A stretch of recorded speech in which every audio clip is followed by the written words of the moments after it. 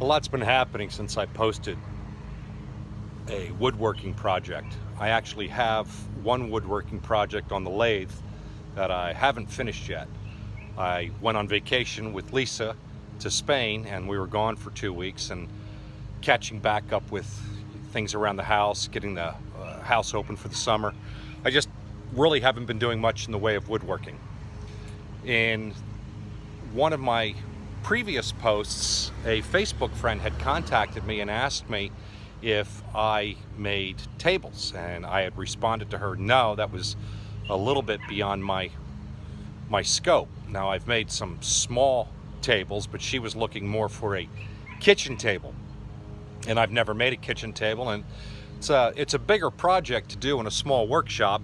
The process isn't much different than a small end table, but it just takes more room, and I really didn't want to commit to a project like that.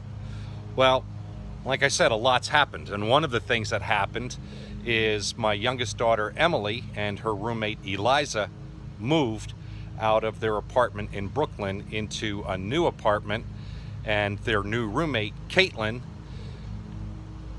moved in with them. And it's a 3-bedroom apartment, and one of the unique things is that it has a separate dining room. And Emily asked if I would be willing to make a table.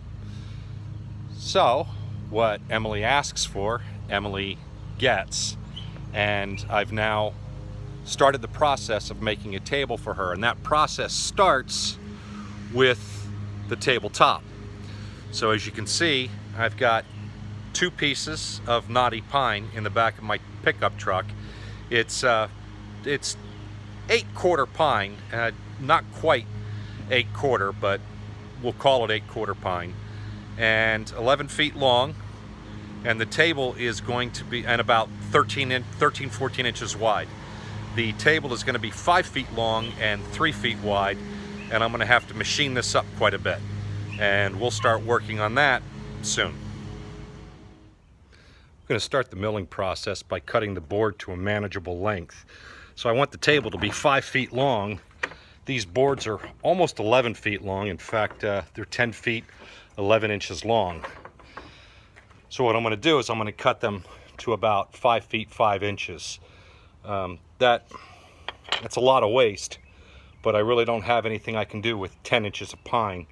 And the way the knots fall, I want to be able to work where I have fewer knots on the tabletop, so it works out that that's the best measurement. So let's take a look at it.